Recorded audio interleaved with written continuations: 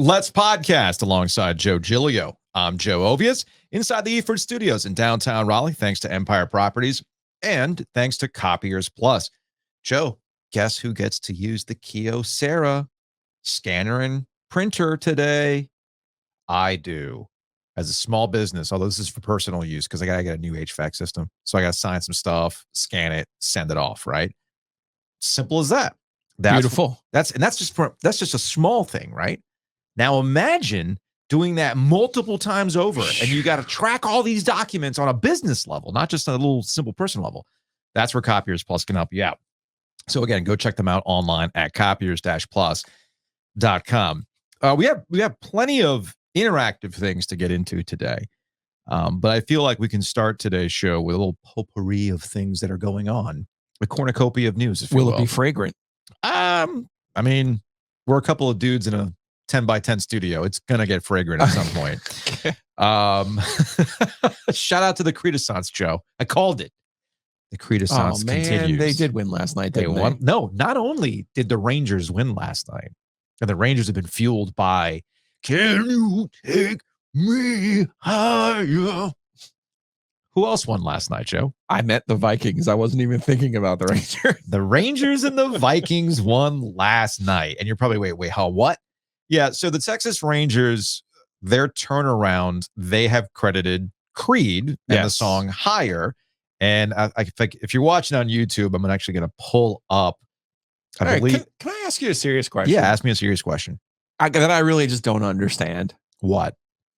YouTube is filled with music. Yes. Filled. Yes. But you're telling me right now, if we tried to put this Creed song into our podcast, it would get flagged. I know. I don't get it. Well, because we turned monetization on. If we turn that off? Yeah. Then we could just do whatever we want. If we turned it off, it would get flagged. It would still get flagged, right? It might get taken down eventually, but I don't want to screw with the monetization. I don't either. I was thinking about this. Yes, because what ends up happening is this has happened when I've played some NFL clips. Mm-hmm. The NFL flag it, and then any monetization, $30 goes to the NFL. To the NFL. Goes to the NFL. That's my understanding. Pretty smart. I mean, does the NFL need our $30? Because it's not like we're making that much off YouTube monetization. Roger Goodell definitely needs our $30. That's how he makes his, $15 million a year. No, it's way more than that. Whatever it is. So the Rangers win last night, and there's a scene of them celebrating in the locker room, and you can hear them singing, "Can You Take Me Higher?" And then last night, Kirk Cousins did it again. Primetime Kirk. They beat the Niners, and here's what Kirk Cousins had to say after the game. And I got to say it, Creed. I'm getting my ankles taped pregame because I try to get them taped as late as possible. I'm sitting there on the table, and suddenly it comes on. We go to pray in the corner of the locker room, any guys that want to pray. And so we had to turn the Creed off, and Harrison Smith made a great point. He said, guys, this is the prayer. They keep playing Higher, and I'm going, Creed has a lot of hits. They got a good catalog. I don't have to only play Higher, but they're taking us higher, so we'll take it. Don't make me like Kirk Cousins, man. Don't do it. Apparently, he comes off really, really well in the Netflix series. He does. Yeah, no, he does. I don't watch it, so I don't know. He does. I still judge him on the stakes and whatnot, but still, I love Kirk Cousins and how he has kind of rolled off with this. No Justin Jefferson. No, they beat the Niners last night. In my opinion, the best team in the NFL. Yeah. Now the Niners. What's going on? The Niners. It's the NFL, man. It was a wild weekend. It was a wacky, like, oh, you think you can gamble in the NFL? Oh, look at that. Okay, cool. The NFL is engineered to do these types of things. As much as we can point out and think that these teams are dominant, eventually they're going to get got, right?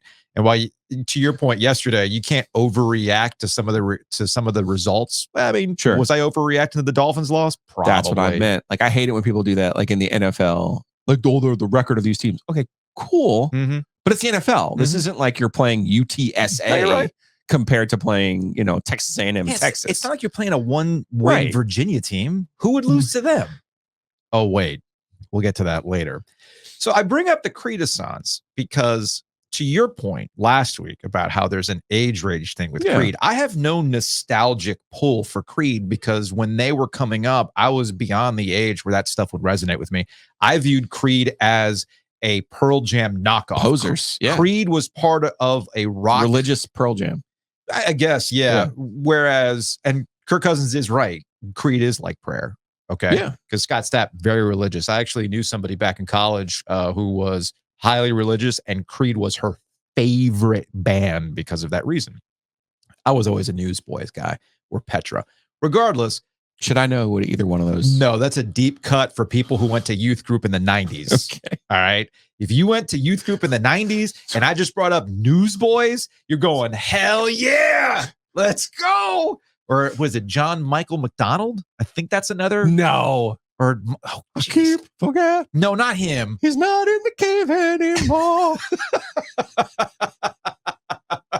Now, I went to a huge youth group convention called DCLA 94.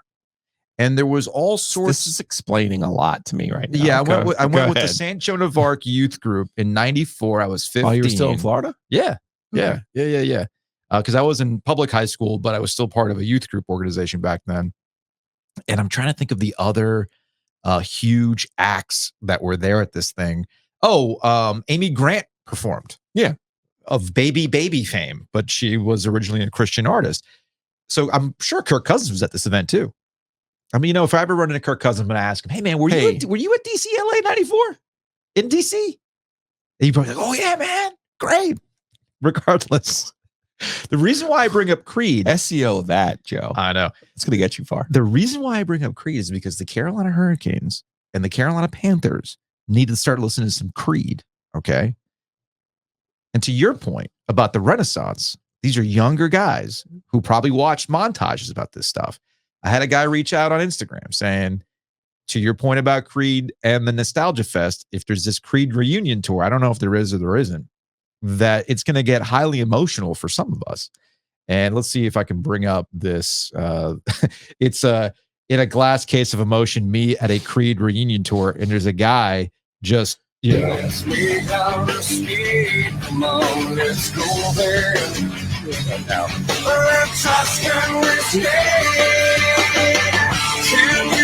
That's probably enough before YouTube flags my ass for playing some Creed. Meanwhile, you can go find a whole Creed Oh, album. yeah, you like, can do the whole thing online.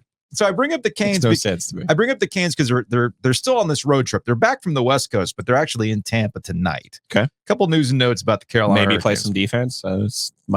Let's not have it be optional anymore. Yeah. So if you need to listen to higher to put you in the mindset so you stop giving up goals, hey man, let's go. I used to make fun of Cam Ward all the time for listening to Nickelback. Maybe Antti Ranta, Freddie Anderson, and Peter Kochetkov. I know Anderson got a puck to the helmet and he got held out and everything else.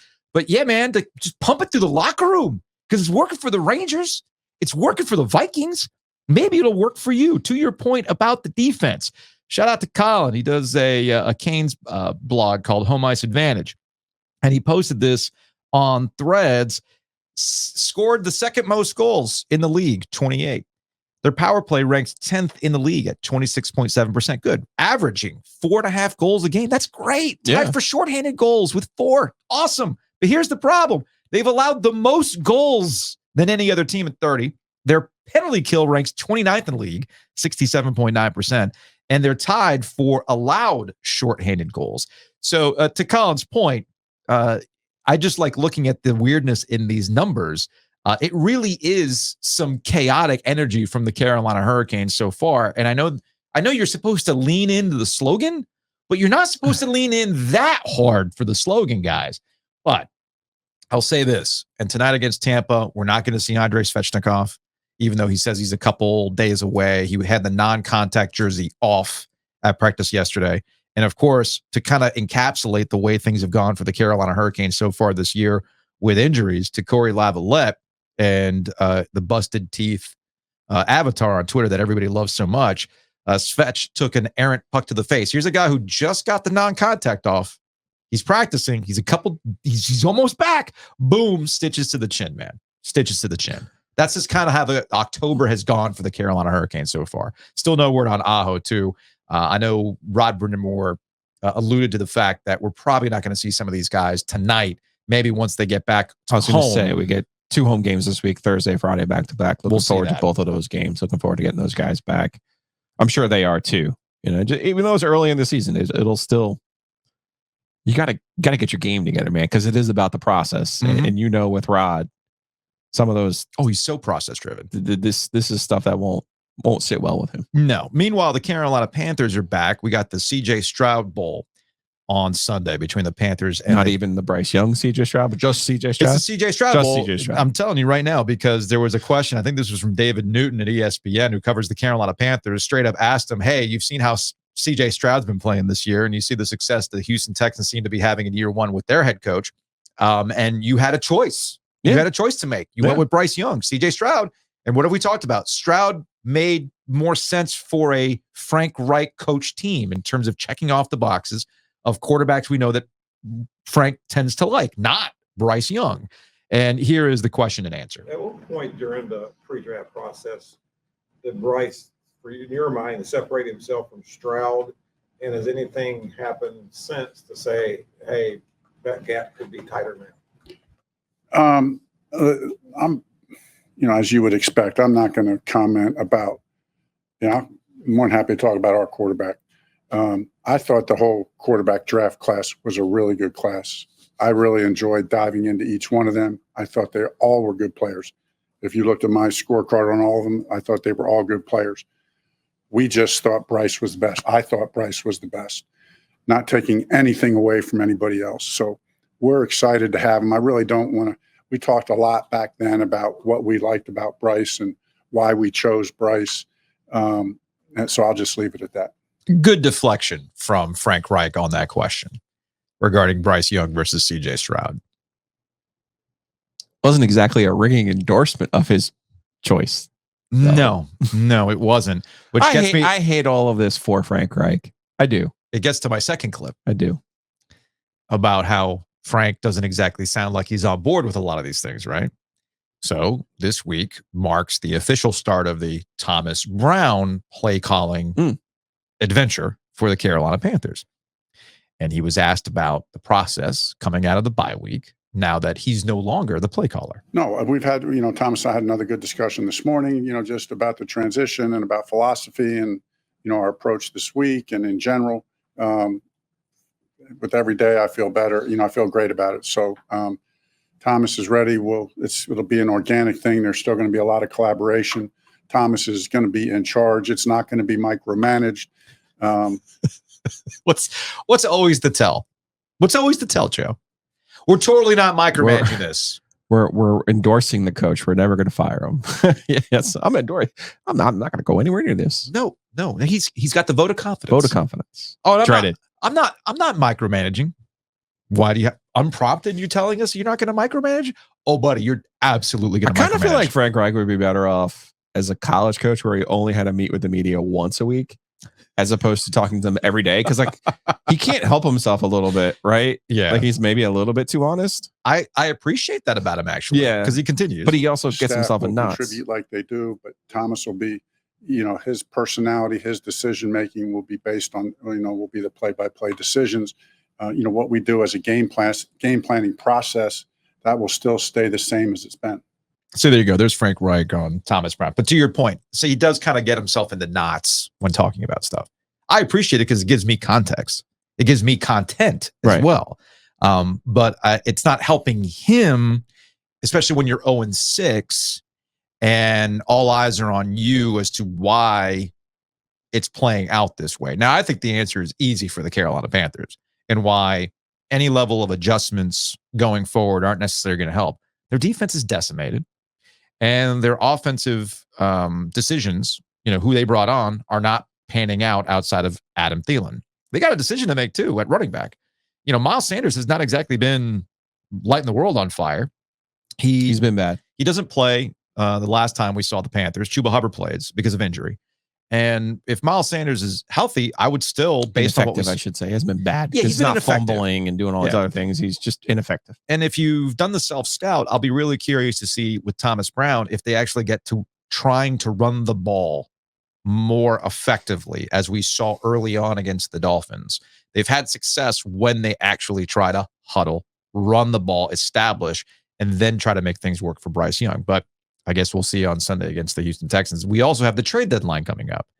And there were some questions about, how they view things, what they want to do and whatnot. Because if you're going to get better around Bryce Young, how do you do it? Well, you go and draft the help or you use the cap space, as you have talked about. The cap space is an asset for the Carolina Panthers. But if you're looking at the Panthers roster right now of who can actually bring in something for you, there's really two players. It's Brian Burns, which you're probably not going to get what you could have gotten earlier in the offseason when there was that report about 2 first-round picks. And I guess you got Frankie Louvu, but at that point, why do you not want to keep him as a part of your group going forward? So they got some decisions to make, man. And I just don't really see a way out other than utilizing the cap space and trying to hit there. It's a tough situation. They're winless. They had a plan. The plan didn't work. And now how do you shuffle and try to make the best of it going forward? Because you want to be something, but you're something else right now. Yeah. And it's hard in the middle of that to just be like, well, how do we adjust? I thought last year with Steve Wilkes, the way that they adjusted was they just said, you know what? We're going to run the football. We're going to play defense. We're going to grind this thing out old school. We're going to the oldest formula there possibly is. And we're going to try to win some football games. Mm-hmm. I don't know if you can do that this time around, just because you mentioned the personnel issues, the injury issues. And then you also, you look at it and you go, what ultimately is the only thing that you can get out of this year? And that is, can you protect Bryce Young and keep his confidence and not break him? Yeah. And then also give yourself a chance because you don't even get the bonus of sucking and getting your number 1 pick. That goes to Chicago. Yeah. So it's just a really weird and awkward situation that you just hope maybe it won't go as poorly as the offer that seems to be looming over them. Every time we talk about the Carolina Panthers, it's brought to you by Graffiti. So if you're looking for something to do on Sunday and watch the game, well, go on over to Cary. Downtown Cary, Graffiti is a really cool spot. They have amazing cocktails, and they have an amazing bourbon selection, and they've got specials all the time. Tuesday's break-even night, so that's tonight. If you're interested in checking that out, they have a special bottle of bourbon that's at cost to them and to you. And then on Sundays, they've got a bunch of specials as well. So go check out Graffiti in downtown Cary. One other news item to get to before we deep dive into the Tar Heels and what the hell's going on over at ECU and App State. Michigan's cheating scandal, scouting scandal, Spygate 2.0, right? The khaki edition of Spygate continues to grow. There was a report yesterday from Pete Thamel that went into further details about Connor Stallions, who was suspended. He's a Michigan staffer. He's like a former Marine whose specialty he positioned himself this way of like finding the weaknesses and the inefficiencies of the opposition. So that's what he was brought in to do. He reportedly makes $55,000 a year as a staffer. So he's not doing this for the money. He clearly is well off doing other things. But according to ESPN, the NCAA's sign stealing probe has now focused on purchase tickets in his own name hard to believe, for more than 30 games over the past 3 years at 11 different Big Ten schools. Sources at 11 different league schools told ESPN. Again, this is from the story. Michigan's alleged sign stealing operation includes both video evidence of electronics prohibited by the NCAA to steal signs and a significant paper trail.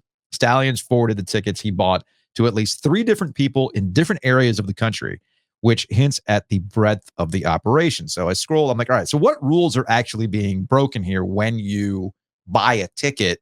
Like if you buy a ticket and you go to an opposing team stadium to watch, when does it become, I'm just here to watch them play, and when does it become actual scouting? I can answer the first part of that one. So the NCAA rule in question is scouting in opposing stadiums, which has been in place since 1994. The second potential rule being broken is evidence of which had not been reported prior, could mean that Michigan violated Article 11, subsection H of the NCAA rulebook.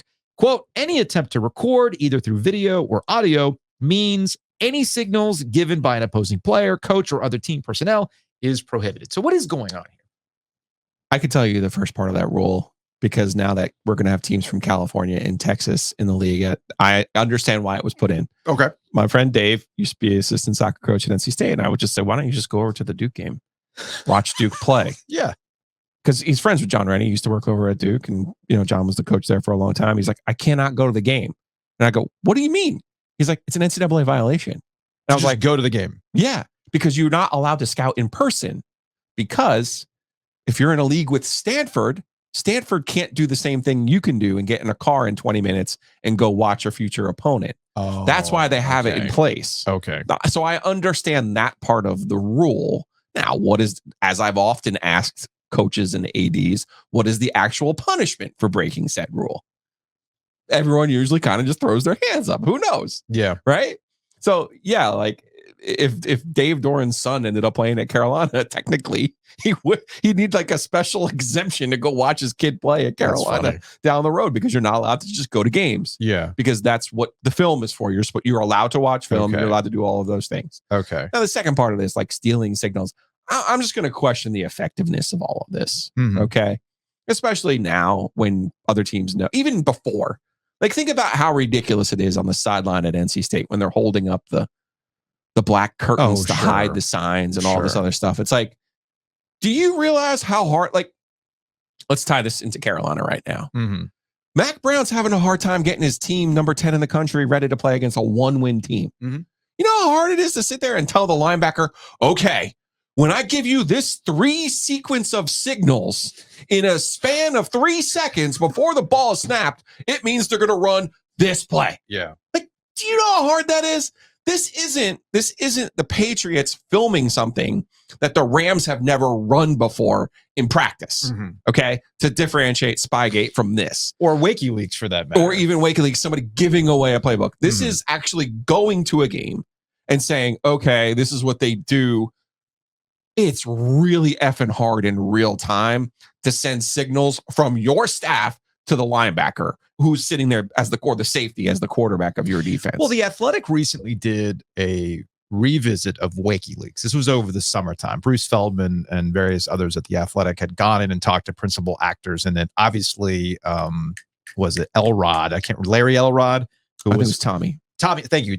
Tommy Elrod, who was, for quick context, if you don't remember what WikiLeaks was, early in Dave Clawson's tenure as head coach at Wake Forest, Tommy Elrod was on Jim Grobe's staff. Yes. He did not make it over to the Dave Clawson staff. He was bitter while working for the radio broadcast. So he would, as evidence would show, after Dave Clawson said there's been sabotage, tampering, if you will, that he was actually logging into film study at weird hours. And it all blew up when somebody left the playbook for Louisville.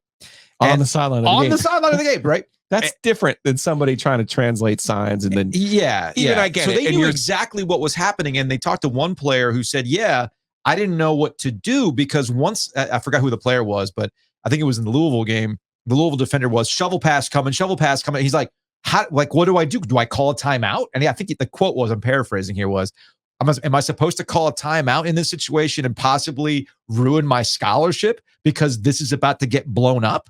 And it really put them in a bad spot. But to your point, what is the translation from videoing what you see at opposing team stadiums to what we see against the team that day? In actual person, you can then zoom in on their signals. And I get it. I'm not trying to diminish because the concept of signs. I'm not trying to diminish the concept of sign stealing. Yeah. In that if you now, first of all, I only played high school football. We actually changed our calls in the game and from week to week because we were like, hey, when someone's scouting you, like I remember very distinctly being at Clifford Scott in 1992, and I had never run the football before, and we were in a wing formation, and my buddy who was number 21, Kerry Parks, usually ran the football.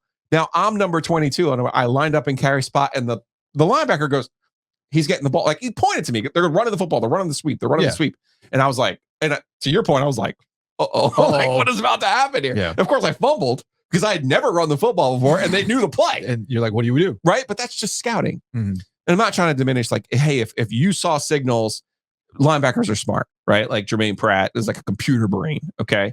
So I'm not trying to dismiss that part of it. Like, certainly there are players who can look to the sideline after being taught what the other team's signals are and have a better idea of what's going to happen. But that's not the same as getting somebody's plays. That's not the same as, even like I said, Belichick going to a walkthrough and filming something that's never been done before in a game. Totally get that. Like those are two different things. And I'm having I'll give you a quick tangent here. Remember when the ACC told all of their schools, you have to play one Power 5 opponent on your non-conference schedule. And I remember Debbie Yao working very, very hard, and Fred Demarest working very, very hard, and Michael Lippitz working very, very hard trying to find that opponent. Mm-hmm. And I would say to them, okay, well, what would happen if you didn't play Texas Tech? What happened if like Vanderbilt said, no, we're not going to play you? She's like, I don't know. And then I asked the ACC, I go, well, what would happen if NC State didn't schedule? It was a suggestion. Yeah. I'm like, so there's a rule, but there's no punishment, is what you're saying. Well, I mean, it depends on, ultimately, let's cut to the chase here. This is about Harbaugh. Yes. All right. This is about Jim Harbaugh. And he's already dealt with an antagonistic relationship and, the whole, are you recruiting when you're not supposed to be recruiting, and the cheeseburgers and all that stuff. And they've been very antagonistic. And of course, Michigan's doing what any institution would do. They're making it this big, like, oh, let's hold up the 4 for Jim Harbaugh as though he died. Nah, bro, he's just got suspended for being an ass. 4 games. It's just 4 games, guys. Maybe that's what the 4 was for. Regardless, as it's a persecution complex coming from everybody, Michigan, but everybody NCAA has it. Yeah, and I'm going to be curious to see how Michigan utilizes this with the persecution complex, because it's now coming for Harbaugh. Like, you got the Dan Wilkins of the world that are saying, well, he can't be in the college football playoff coaching if it comes back to him. Well, do I think Harbaugh knew what was going on? Of course he did. Of course he knew, because the paper trail this is like classic Chip Kelly amateur hour, where, I'm sorry, you're using personal credit cards? Like, what? Y'all, have you never learned lessons? Yeah. Cash. Always use cash. Also remember, the reason you can get this information is tickets are public information. Yes. At public schools. Yes. So you have to put on the list who's purchasing your tickets. Right. So when you're doing this, you're opening yourself up to get caught. Now, am I suggesting that this staffer goes to, I don't know, he goes to Ohio State ahead of a game, and does anybody actually still use cash for scalping? Probably difficult. It's probably like Venmo me. Is that what it is now? Like, honestly, I have not scalped tickets in a long time. But there's plenty of ways to get those tickets. Something. Yes. If you're trying to do something illicitly, at least go get a buffer. Visa card, but a pre-upped. But this gets to an interesting point. As everybody's gone cashless, and you need this to get into your but that's your now. phone. I could go get a phone. Yeah, but as we know, like, for instance, Kelly went to the Virginia North Carolina game. Okay, all right. So we went through this whole process of, we gave the tickets away. Shout out to Jean. Jean couldn't use the tickets. Jean's feeling better. And I'm glad Jean is feeling better. She couldn't use the tickets, so she sent them back to us. Mm-hmm. But it went through my account, which then I transferred to Kelly. So there's a record of how these tickets, and that's what they want. This is all to prevent scalping. When I go to StubHub or SeatGeek, the official provider of UNC Athletics secondary market, there we go. They actually have who originally purchased the tickets. And then it's transferred to you. All this stuff is now recorded. We're gone from the days of me rolling up to a stadium and you got a guy holding up 4, not in honor of Jim Harbaugh, but that he's got 4 tickets. And he also has the sign that says he needs tickets too, because he wants to hustle those. And it's just a cash transaction. But you don't do that anymore, because say rarely. Yes. Nobody takes tickets anymore. Right. Except Steve Young. So anyway, that's where we are with that. So yes, it's eventually going to come back to Jim Harbaugh. Now it's going to be curious to see what the NCAA does to Jim Harbaugh, if it looks like he was the one that was coordinating this sign stealing scandal. This, especially after they just let Kansas off and NC State and everybody else. Like, anyway, come on, guys. What are we doing? Let's get to some housekeeping. We'll be at ACC tip-off tomorrow. That's in Charlotte. It's the basketball media day. So a little bit of housekeeping with how tomorrow is going to work. We're going to try to put out something relatively early in the morning before we sit down and we start talking to our friends from ACC basketball schools. And then Thursday's show will be more of a Big Four focused show, where we're scheduled to talk to Kevin Keats from NC State, Armando Bacot from North Carolina, John Shire from Duke, who just signed a nice contract extension with the Duke Blue Devils, and Steve Forbes from Wake Forest. And who else knows who's going to drop on by. But ultimately, that's what Thursday's show is going to be. Tomorrow, there's the commissioner's forum. Really curious to see how, because this is really our first public opportunity here from Jim Phillips post-expansion. So tomorrow's show is going to be focused more on that. I don't know. Maybe we can track down Jim Phillips and ask him some questions. He tends to be a little elusive at events like that, but we have our ways. Big thanks to Breeze Through for sponsoring Ovias and Giglio. They got a cool contest going on right now. Say Adam's got Adam's putting some work in here. Adam's got a lot of things going on, man. Let me see if I can pull up the text. Because you know what happened? What's that? I'm on the Instas now. Yeah, I saw your back. You and Jordan convinced me. Well, it's kind of important these days, man. I know, but you know me and technology. Yeah, no, I know. I get dicey. You get scared of things. Skittish. You do get. Where did the darn Howl?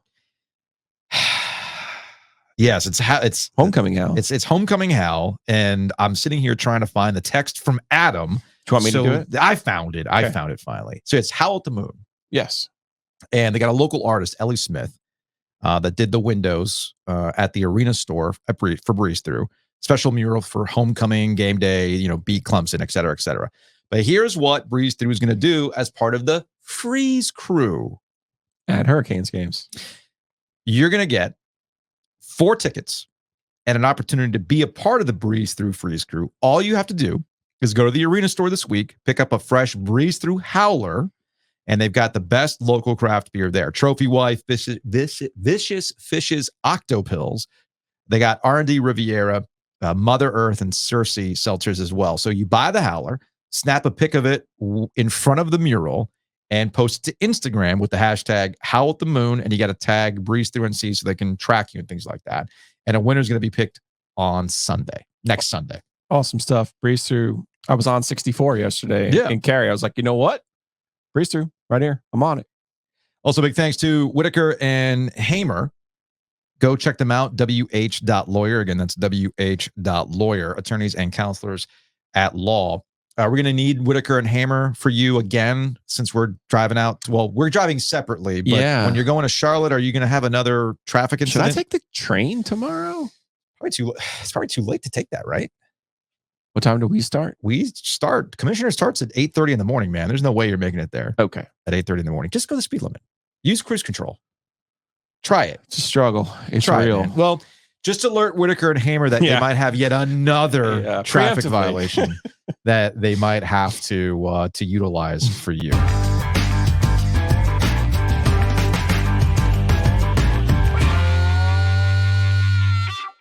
We've hit the portion of the program where Joe wants to workshop a new idea. I got issues with the social media manager of Ovies and Giglio. I would like to speak to the social media manager. Well, you're talking to him. Okay. What beef do you have with the social media manager? I noticed the tweet yesterday about the show that was sent out. We were wrong about UNC.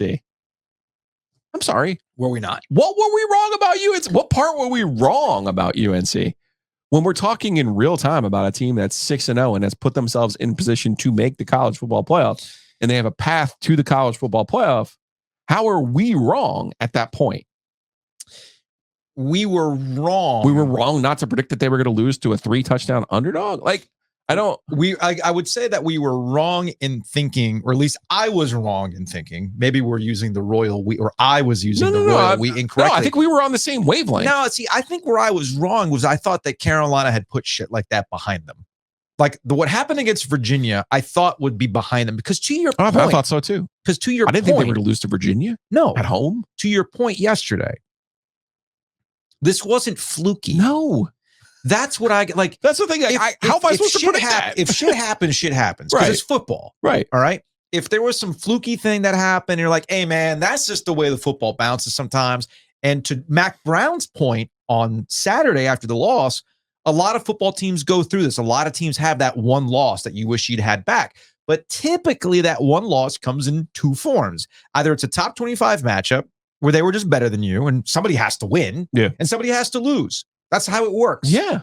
And it's not soccer. It's right. So when Notre Dame takes it to Southern Cal, hey, man, that's just the way the cookie crumbles. Top 25 matchup between Utah and Southern Cal. Hey, man, they have your number. Utah's got your number, man, in a top 25 matchup. And you can understand, like, yeah, you're good, but you're not them. Yeah. Or you get upset by a true underdog and some weird stuff happens, to your point. It's a kick return. It's a blocked kick. It's a pick six. You keep giving the other team field event after another. Yeah. Or you keep giving the other team field position, right? And to a certain extent, North Carolina did do that with Virginia. But Virginia just straight up beat them. And that's the part that I got wrong about this Carolina team. I thought that they had put this stuff behind them, and yet you can add another game to the double-digit favorite loss, the underdog biting you in the ass from 2020. And you had that yellow pad stat from yesterday that I don't have time to bring up.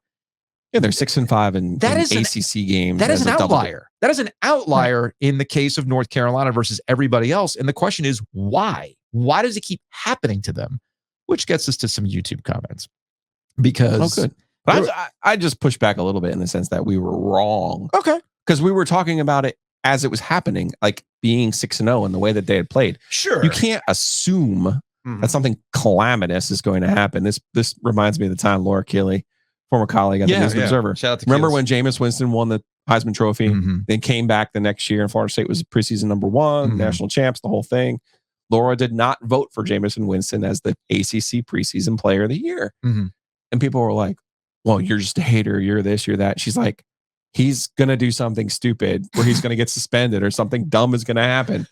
And sure enough, if she wasn't right, Yeah, she was right about but I was that. like, yeah, but you can't necessarily. She's like, with Jameis, yes, you can. You could. Yes, No. you can. And that's where I think I was wrong about Then Carolina. maybe that's where I if Carolina has shown us this pattern before, And Carolina fans, to their credit, but were it's tough trying to watch them in the way that they were playing and be I like, know. hey, Dude, I agree. And that's why I apologized to UNC football fans yesterday, because they tried to tell me there were the They're hardcore, yes, that they're were like, saying this is a thing. it's going to Yes. happen. It's going to happen. And Maybe sure enough, not to Virginia, though. when it happened against Virginia.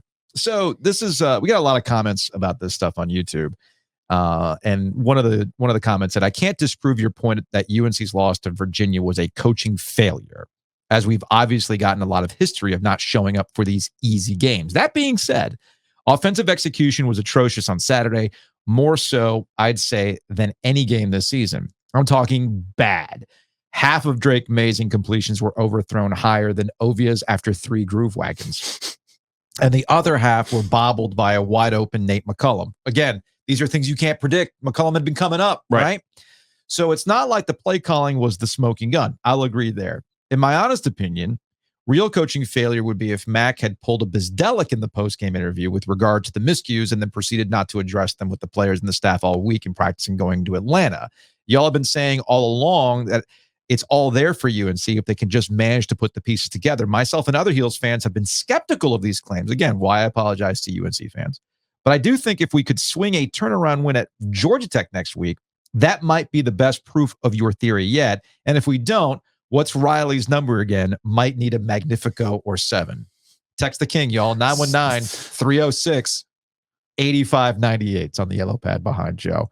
To Sir Galahad the Pure. I disagree that there is no chance that UNC makes the college football playoff. Obviously, it would be really a long shot, but there is a chance if UNC wins out. Again, what about this UNC team would A, lead you to believe they're going to win out against the rest of the schedule? B, I think there's a point that when it comes to college football, more so than anything else, there's something that really does stick out with North Carolina now after Saturday, Joe. Yeah, it's not about winning out. It's about what's on your resume and what isn't going to be on their resume. Mm-hmm. Because outside of the league, what do you have? And now you're going to be compared to other teams. Because you know who's starting to come up, and I can't believe it. I can't even, like, it hurts my brain to even put them in this conversation. Alabama. Yeah. God forbid Alabama runs the table. I know. And Georgia has one loss, and we have to see Alabama and Georgia in the playoff again because I cannot handle it. This is from Helton. I think the reason North Carolina loses so many of these games where they are a double-digit favorite is because they are consistently overrated. It's like the odds makers are unaware that this same UNC team struggled to beat a mediocre App State squad earlier this year. They should not have been a 23-point favorite in the first place. This has been a common retort. It has been. And mostly by State fans. Yeah, here's another one from Jay Clemens. The problem with UNC and them dropping these types of games is that they're always being overhyped by media because of Mac Brown's national success. Media does not set the line for the games. Mm-hmm. It's an empirical number. It's not influenced by how great Mac is as a talker and salesman. Sure. That's the problem. Like, Vegas has stacks on stacks on stacks because it's not about emotion. And the emotion that they do appeal to is an Alabama, is a Georgia, is a public favorite. Maybe in basketball, you'd see a a push or a pull with a Carolina game. But in football, no. That's what's mind-boggling about this. These guys don't guess, but they've been wrong this many times, which is wild. It's statistically, it's wild. So those are some of the comments that we got from yesterday. There was another leftover topic from North Carolina and their loss to Virginia. I wasn't blaming, or neither one of us were blaming the play calling. No. Coaching is about having your team in a situation and putting them in the best position to win football games. Yes. Again, you have 3 chances after, and let's go on the positive side of that first. Virginia falls down 24-14. Tony Elliott, his team, they respond. They score immediately on the next drive. Carolina goes ahead, right? 27-24. The very next drive, Virginia responds and makes the plays necessary to win the football game. Carolina had 3 chances in the fourth quarter of that football game with the ball in their hands to win the football game, and they couldn't do it. Okay? That's coaching. Because if something's not working, then you have to change what you're doing to put your players in a better position to understand how to win the football game. Which is why I brought up yesterday, and I'll repeat this point. Look, Mac Brown's done an incredible job in his return to North Carolina. I mean, that was things got stagnant under Larry Fedora. And even worse than stagnant. Even the most simple things like recruiting in the state of North Carolina had fallen off because of Larry Fedora. So shout out to Mac Brown for infusing some life into the Tar Heels, because it never should get like that at North Carolina. However, if it's not, we don't eat the poison cheese. We knew it would be a fall break crowd and this and that. If you know all these things, you're not your first rodeo with this happening. As we've pointed out, it's happened 6 times overall, 5 times in the ACC where they've outright lost as a double-digit favorite. If it hasn't worked 5 previous times, maybe you should change your approach to the week so that the players don't find themselves this. Or why is it that you find yourself as a program as Glass Joe out of Mike Tyson's Punch-Out, where once you get hit with some adversity, it's really hard for you to get up off the mat. And while North Carolina has shown signs where they can overcome that stuff just based on pure skill oftentimes, because you do have a Drake May, you do have a Marion Hampton. You keep playing with fire, it's the old F around and find out chart. North Carolina keeps effing around, and at some point they're going to find out. And I think that's the part that would be most frustrating for North Carolina fans and frustrating for observers of North Carolina like us, where you're like, you're right. We're not wrong when we say it's all there for North Carolina. And that's where you go and you go, man, how'd you do that? You were wrong about one thing. What was I wrong about? I mean, I'm wrong a lot. It's fine. What was I wrong about? I feel like I should start cutting the clips so that I could replay them back for you. To be like, what did you mean by this? What did I say? When you said that their problem isn't winning big games. What big games has Mac won since he's been back? I'm being serious right now. Like, it was awesome that they beat South Carolina in that first game, and then they beat Miami the next week. Those were good wins. Please don't get me wrong. That's a big game for them. They beat the absolute nonsense out of State that year. State. Yeah. And Miami is the big win. Every year they beat Miami.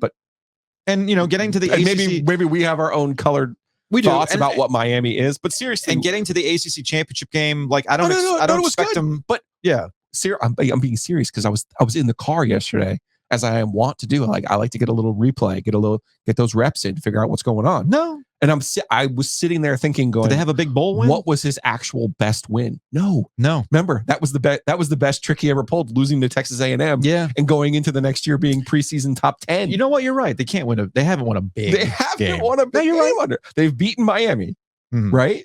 They've lost every game to Notre Dame. They have not beaten Clemson.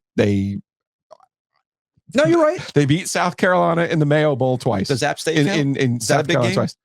I mean, it was important for them not to lose all of those games, which he could have lost all of those games. That is a different designation. Different. No, you're right. When you go back and you actually look at it, you're like, right. No, you're right. The best win is probably Miami. 62-26 Miami. You know where we're both right? Yes. Wings Over is money. Oh. Did you try a new flavor? I had to text Ryan yesterday because you know me. I do not like to get out of my comfort zone. No, you don't. Particularly with food. Shouts to Rondo up at ECU. He said, Ryan was originally at Wings Over Greenville for a long, that was like his home base. Mhm. Ryan's a great dude. He's like, I love going over there. He's like, have you had the West Texas mesquite yet? I haven't yet. And I was like, no. Is that a dry rub? It's a rub. Okay. And I love a rub. And he's like, oh, you got to get that. And so yesterday, I didn't get sweet chili. I got hot, which I feel like I'm always obligated to get hot. And I got the West Texas mesquite. Nice. Let me just tell you, for the OG tailgate on November 7th at PNC Arena, there will be West Texas mesquite because it was delicious. Hey, as long as you still bring the hot lemon pepper, I'm down. Yes. All right. Yes. I'll be headed to Wings Over on Friday, so I'll have to add that. I'll probably to go the back list. today, man. I'm not gonna lie to you because it was. Anyway, thanks to Wings Over. Every time we talk about college football, it's brought to you by Wings Over. Wings Over Raleigh, Wings Over Chapel Hill. You can eat your feelings if they lose to Atlanta. Get the West lose Texas in Atlanta. mesquite. And of They're not course, going to lose to Georgia Tech. Wings Over Greenville. I think which I said the same thing about Virginia last week. But one other note about UNC, because this has actually started to bother me a little bit about the crowd. Okay, crowd is the crowd conversation to me is played out. Number one, especially given the environment of going to watch sporting events in the year of our Lord 2023. Yeah. Number two, you shouldn't need the crowd to beat Virginia. You should not need a raucous crowd on a Saturday night to motivate you for your bigger goals. Can a crowd affect the game? Of course it can. Yeah. Of course it can, but not when you're taking on an opponent that's 1-5 going into the game. Can the crowd carry you over in a game like Miami, a top 25 matchup? I think so. Can the crowd carry you over in a game against, say, NC State, a rival, or like App State? Yeah, I think so too. But in this type of environment, no. If you're about it, you can overcome that sleepy nature of some games. So Andrew Jones, who's over at Tar Heel Illustrated, and I'm trying to think how long I've known Andrew Jones. Andrew's a grinder, man. Andrew's been grinding for 20 plus years, man. Andrew's always gonna be cool with me because when I first started coming up, you know how it is. It can be sometimes the older heads might not, like, oh, who's this young kid, whatever. Radio. Who's that radio guy? Nah, Andrew was never like that. Andrew's always been an OG. So they had this conversation after the fact. It was pulled by the Sons of Saturday podcast, which shockingly, a Virginia Tech podcast / social media account is obsessed with what's happening at North Carolina. NC State and fans. then NC State fans. And then NC State fans picked that up. You know, it's funny. You joked about the Predator meme. Virginia Tech fans, NC State fans, clasping for hating of all things North Carolina. So this was the exchange with Andrew at Tar Heel Illustrated regarding the crowd. Yeah, I didn't have any traffic coming in. Me either. Other than the cones and the road and some of the parking people, you never would have known that there was a game today. The fans stunk. The crowd was terrible. It wasn't full. You have a number 10 team in the country at this school. Hadn't been here in the middle of the season since 2015 and only once since 97. The people didn't show up. I agree. They didn't make a lot of noise. I think the fans, everything about the team, you could point fingers everywhere tonight. This was a terrible look for North Carolina football. Okay. So that's the clip from Tar Heel Illustrated from Andrew Jones. Andrew should know better because Andrew's been covering this area for 25, 30 years. He's reacting to the moment too. I get that part. Which happens. But I graduated from complaining about crowds years ago. Oh, yeah. Because I think what ends up happening, there's a lot, man. Hey, it's man, a lot. I look, sometimes shout out to the listeners who joke with me when I go on my MLS as a Ponzi scheme. Like, that's my favorite song, Joe. Like, I know. I have my certain, like, put it up on the playlist. Hit play. Here we go. About 5 years ago, 6 years ago, however long it was, I stopped caring about crowd sizes, crowd conversations, because I think we in the media, forget how convenient it is for us to go to games. We have a parking pass. We know where to park. Which is pretty big. We usually get there a few hours before a game, and we just roll up, okay? We also get a seat. We get fed. We have internet access. All right. So all these things make it seem like getting into a game. Like, what's the problem?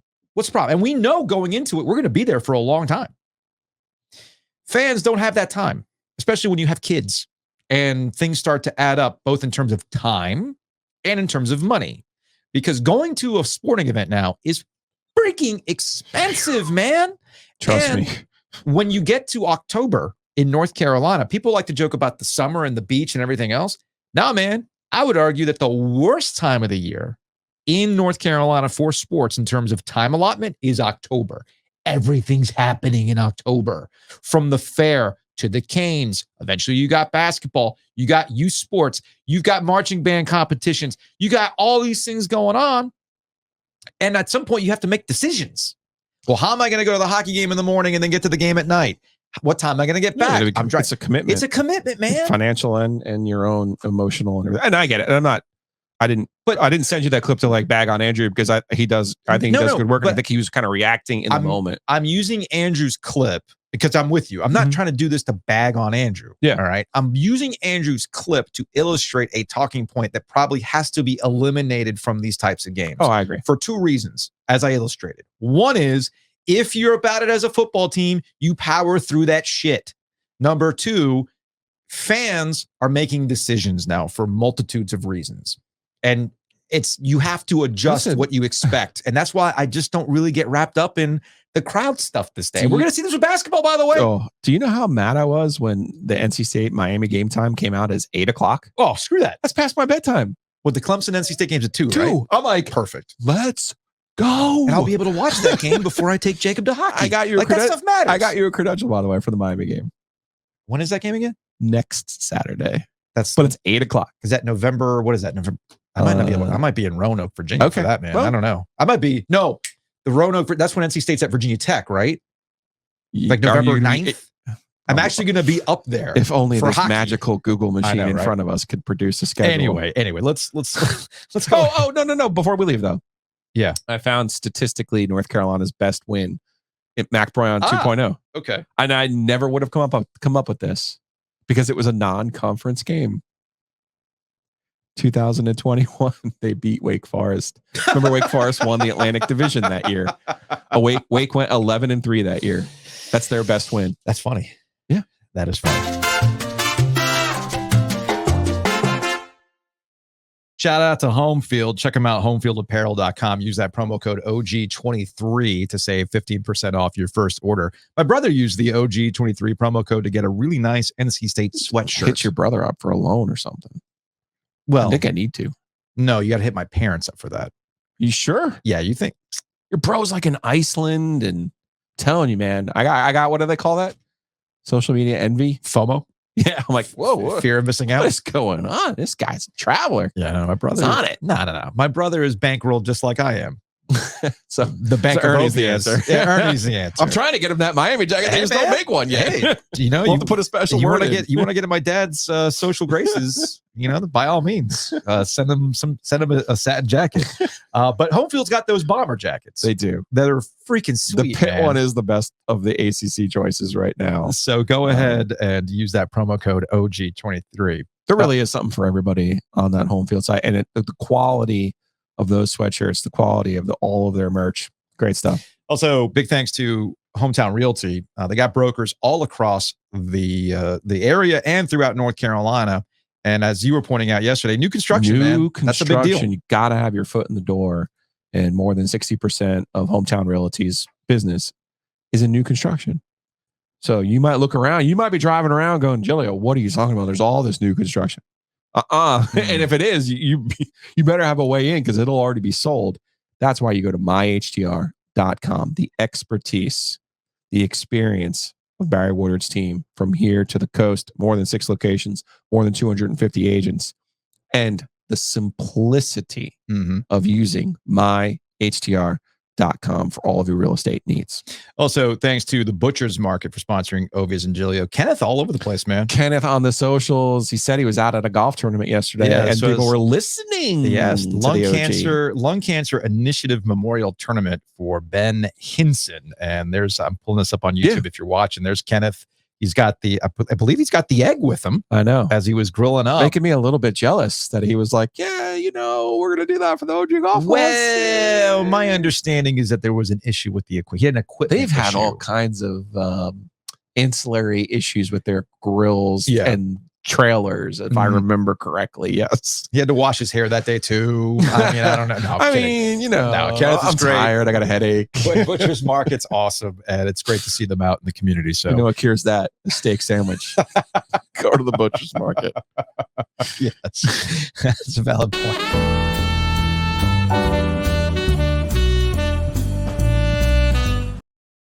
So we spent a lot of time talking about Carolina, Virginia yesterday, some other college football matters, Get the my NFL. notes.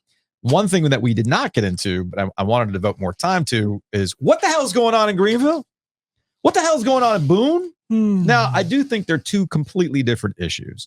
And I put it out there on social media yesterday as I was doing prep for today's show. And I'm like, explain like I'm 5. What the hell is going on in Boone and Greenville this year? Now, what's going on at App State and what's going on with the Pirates, I think, are separate issues. And what the fan bases are ultimately upset about are specific to where they are in their program's life cycle. Okay.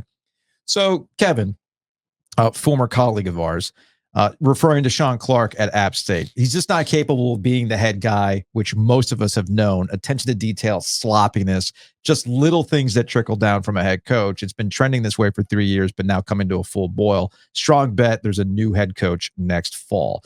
From Lake, regarding Boone, feels like this is a continuation of last year and Clark's reign as a whole. You can only come up heads on coin flip games so many times, and the Sun Belt has only gotten better. I was going to say, I'll tell you what I think is the biggest problem for App State. They're 4-7 in league play in the last 2 years. The league has gotten a lot more difficult. Mhm. I also think you can explain App in this way.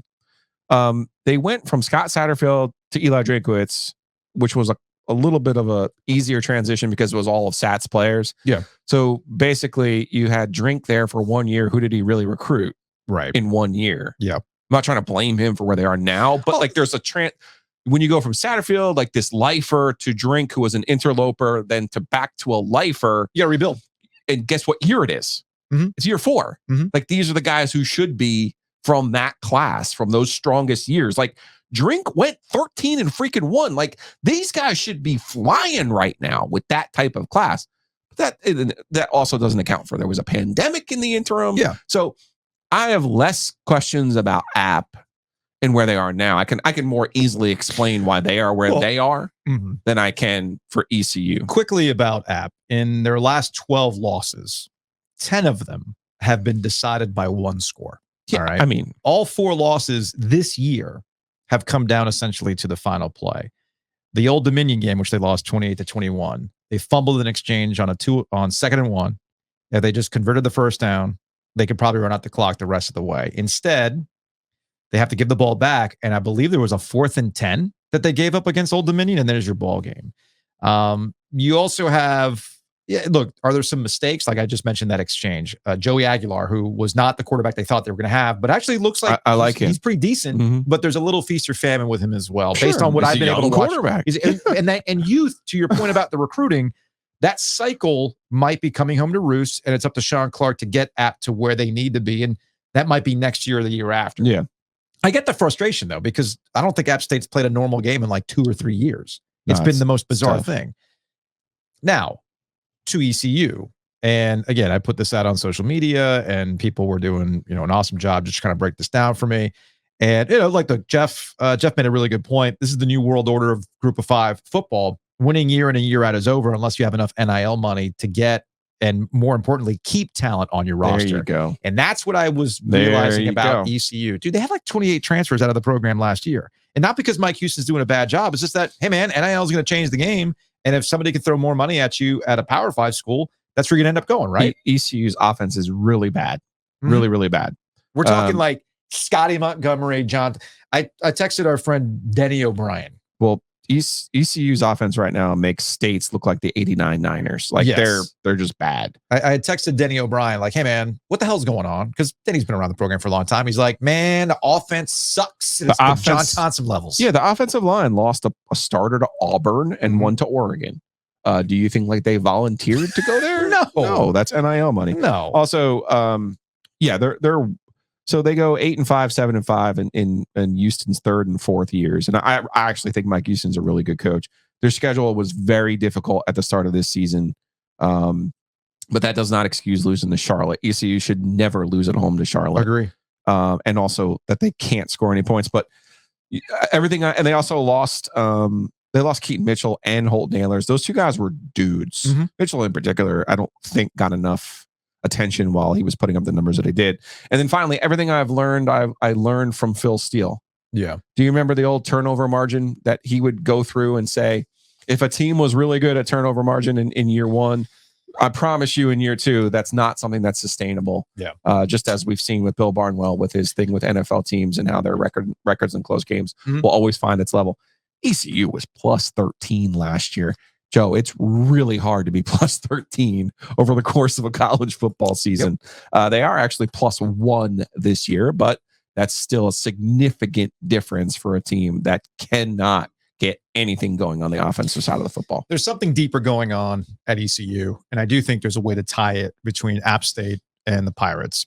It's the journey up is a lot more fun and easier to accomplish, Of course, than sustaining and then getting to that last mile to truly get you over the top.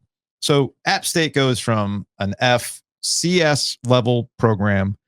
There's the hype around building that program to join the FBS level, getting to better conferences, sustaining that culture. It again, the journey to with that, one coach, by the way, Satterfield. yes, Yeah. the journey there is easier to do. But then, not that you bump up the things, but to get to that next level, which App State might find trouble doing over the next 5 years in group of 5 play, is much more difficult to sustain or get over the hump. ECU's problem, I think, is twofold. Sustaining is very difficult to do at that level.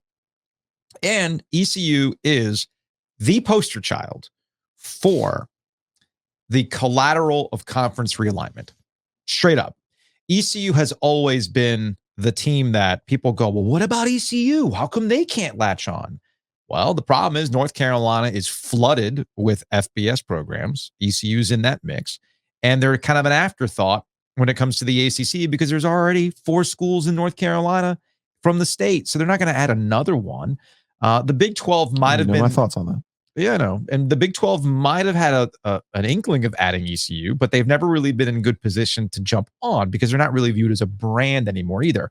When I moved here in 1995, not knowing anything about the area, other than I know that Duke and Carolina play basketball, Mhm. NC State also basketball school, Jimmy V, XYZ. You know who the football program was when I moved here in 1995? The one that I associated with having football culture? ECU, because you were down in Miami and they played every year. Yep. Yeah. I knew who ECU was Mhm. because they played Miami tough. And they always played them tough. And Yep. of course, you do have the 1995, was it 95 or 96 post-hurricane at Carter Yeah. Finley Stadium, XYZ, right? So I've always associated them as the football school in North Carolina. They had a culture. But what is ECU's culture now? ECU, it's sad. I'm not bringing this up as like a knock. I'm simply saying, like, because of the constant churn of conference realignment, a fan base and a culture continues to get beat down. Yeah. And over time, whether it's through conference realignment, poor hiring decisions, all number of factors, that fan base, man, not that they're going to check out, but they're weary. They're weary. And right now, attendance at games in Greenville is not what you would associate as ECU fandom. And Yeah. I don't blame them, by the way. So Yeah, ECU for is all just in of a the weird same spot, reasons. man. ECU is just in a really weird spot. And I don't know how you get out of it unless you're able to join a Power 5 conference. And that's obviously not happening for ECU. You know, they're essentially back in Conference USA. I was going to say, it's not even so much as a Power 5 conference as one that's a regional one with some interesting opponents. Yeah. And my oldest son, James, is a freshman there. And I told him, like, looking forward to this football season. Then the schedule came out and I'm like, who are they playing? They played Marshall in week 2. It was the same day as the State Notre Dame game. I'm like, I'm not coming up for that. And then Parents Weekend was Gardner Webb. Cool. We went up there. It poured rain. Right. It was their one game this year. But then you look at the rest of their schedule and you're like, give me some recognizable opponents. I don't have it.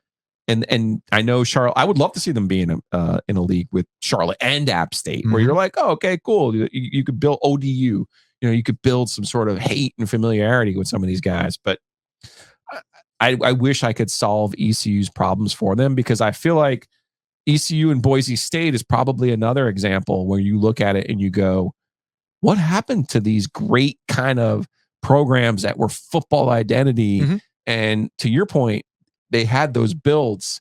And now all of a sudden you're looking at it going, well, what happened to those? Because like, what happened to Boise State? Conference Remember? realignment, Right? Conference realignment. It's as simple as that. Because like, you talk about the opponents, right? When ECU was coming Boise up, State used to line people up and play them in the early in the season. Same with ECU. App Shouts State's to- going to run into this problem. by Shouts the to way. Terry Holland, man. Yep. He did such a great job of getting State and Virginia Tech and Virginia and Carolina on their schedule. The Sun Belt is not a conference that looks like it's going to be ripe to pluck off. The American, unfortunately, was a feeder program to other conferences. So the ECU goes from Conference USA to the American. That's part. I don't want to relitigate Ruff and McNeil, because in 2013 they won 10 times. It was like the second time it happened in program history. Yeah. And then 2 years later, he was out of there. And it was ultimately because of recruiting and also the step up in competition in the American Athletic Conference. But the problem with the American Athletic Conference is that their good football programs bounced for the Big 12. Yeah. So, yes, you were trying to bump up against Central Florida, Cincinnati, Houston. They're gone. SMU is the next one to leave too, because they're in the American right now. And they're going to be joining the ACC next year. I would rather, if I was ECU, I'd rather be in the Sun Belt with Old Dominion, Georgia State, Georgia Southern, Coastal Carolina, Marshall, and App State and JMU. That's where I would rather be. And that's where the culture might be able to come back, and that App State is enjoying right now, because to your point, it's regional. Mm-hmm. They're on your level. And if you take yourself out of the constant chase for the college football playoff and you just focus on let's win our conference, let's win our like group, then maybe ECU can get back to that. Because right now, when you look at them in the American Athletic Conference, what are we doing here, man? Like, seriously, what are we doing? I want to go see. I can't even name who's in the American anymore. It's hard. It's really hard. I just said, Charlotte is in their conference, but it's like, when did they get there? Yeah, so the whole thing's a mess, and it sucks. It's a bunch of Florida schools and a bunch of Texas schools, and you're like, I just don't care.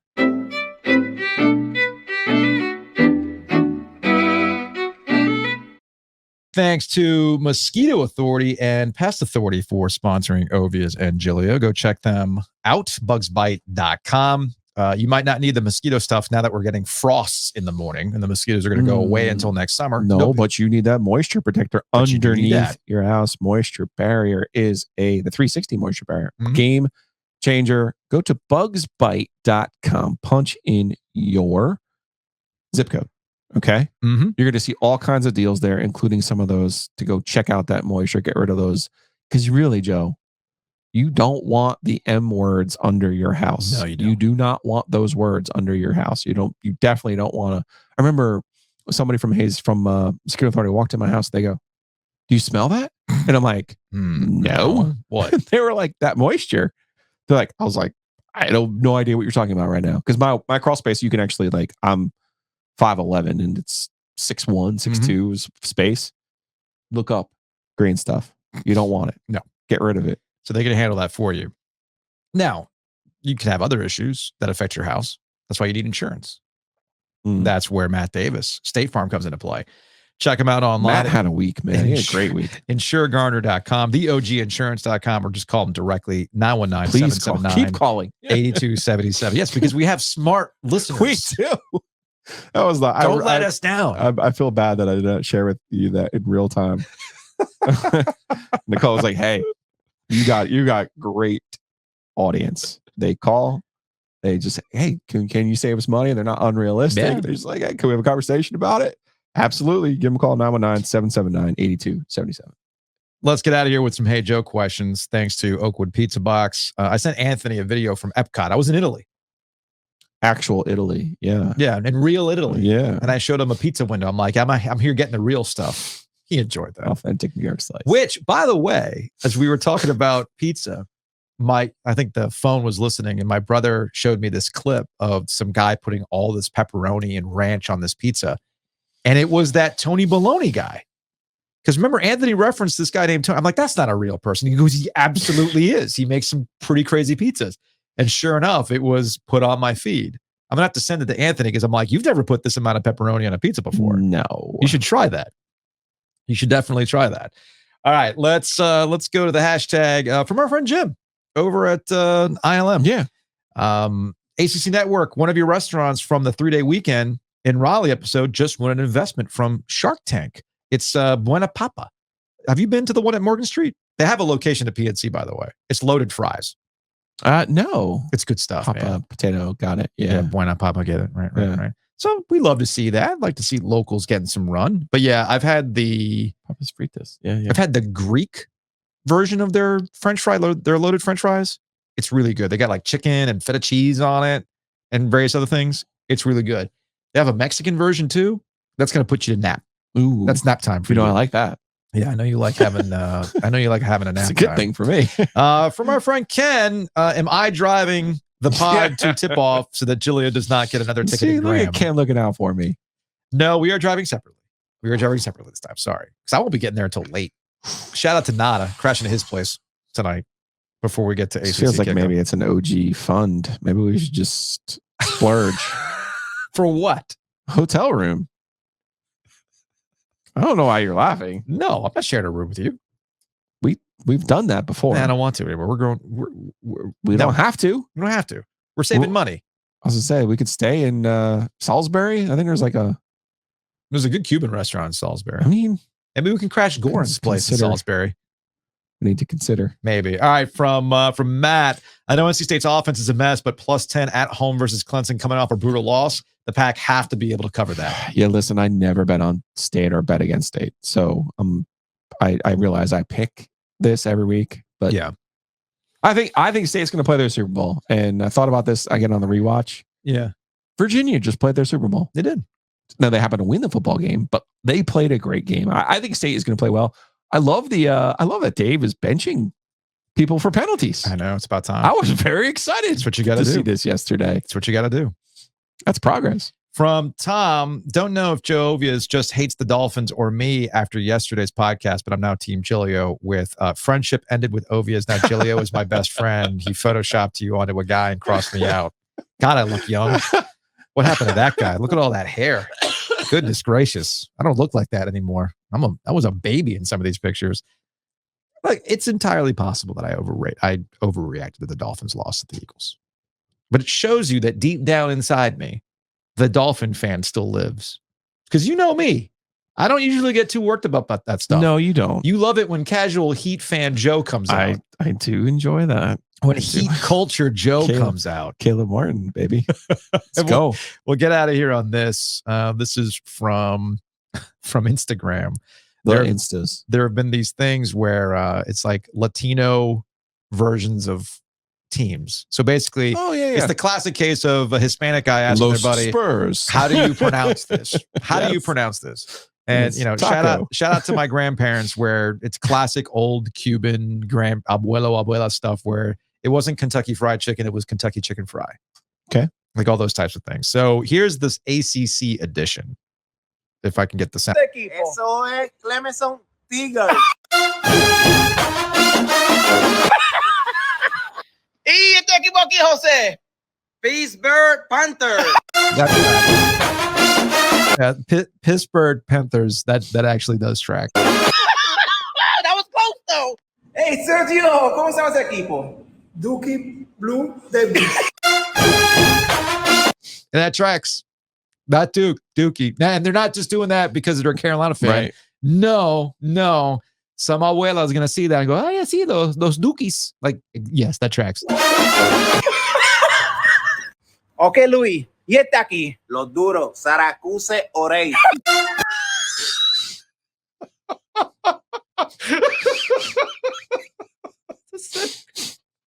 These are so accurate. Siracusa. These are so accurate. I can't, man.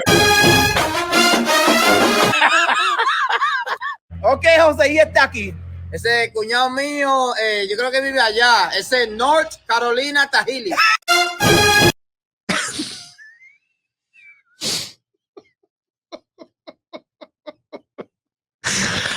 Whew, my dad's dad would say it that way. When we moved to North Carolina, he'd like, North Carolina? Like, right. Yeah, it's funny.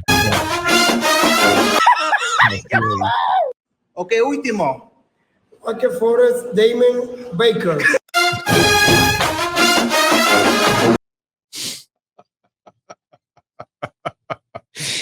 Oh, man. That took me back to South Florida. I love that. All right, that's going to wrap it up for today's show. We are going to be in Charlotte for ACC tip-off The schedule is going to be a little weird. No, Giglio will be there. The question is, how expensive is it going to be? We'll find out tomorrow.